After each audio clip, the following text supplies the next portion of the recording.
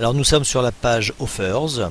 On peut à partir de cette page consulter les devis qui ont été créés, enregistrés, et également les demandes que vous recevez via le site internet. Alors ces demandes que vous recevez via le site internet sont représentées par un petit E. Et vous avez en face du petit E le nom du client ainsi que la date, l'heure et la destination demandée par le client. Vous avez donc les devis qui ont été créés et envoyés. Donc ils sont envoyés quand vous avez un petit carré rouge, et quand vous avez un petit carré gris, c'est que le devis a été créé mais pas envoyé. Vous pouvez également visualiser donc des petites flèches. Alors ces flèches représentent les contrats qui ont été envoyés. Donc la flèche grise, ça représente le contrat envoyé au client par Nawal. La flèche orange, le contrat qui a été confirmé par le client. Et la flèche verte, c'est le contrat qui a été enregistré, validé par Nawal. Et à partir de cet instant, il y a bien un numéro de contrat qui est dans notre base de données. Alors ces trois étapes sont évidemment primordiales. La première étape, donc la flèche grise, donc représente ce contrat envoyé et oblige le vendeur à mettre une option au préalable auprès de l'armateur pour pré-bloquer le bateau.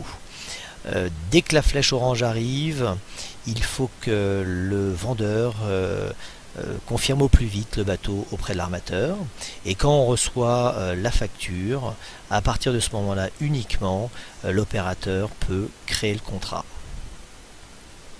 Alors on peut voir une succession de filtres qui vous permettent d'aller chercher des devis sur des années précédentes ou sur des mois en cours ou des mois précédents, ainsi que on peut faire des tris en fonction des destinations, savoir combien on a fait de devis pour la Grèce, la Turquie ou les Seychelles.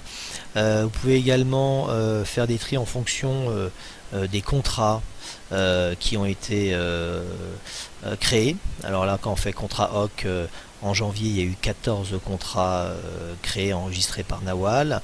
Quand on fait réservation confirmée, on arrive donc sur un contrat confirmé par un client, et réservation sent, on tombe sur un seul contrat envoyé au mois de janvier.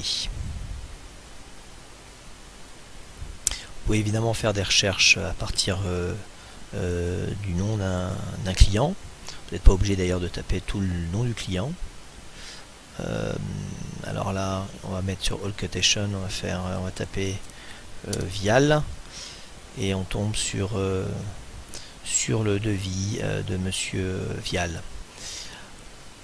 Alors on va également consulter à partir de cette page Offers une petite enveloppe qui vous permet de consulter un ensemble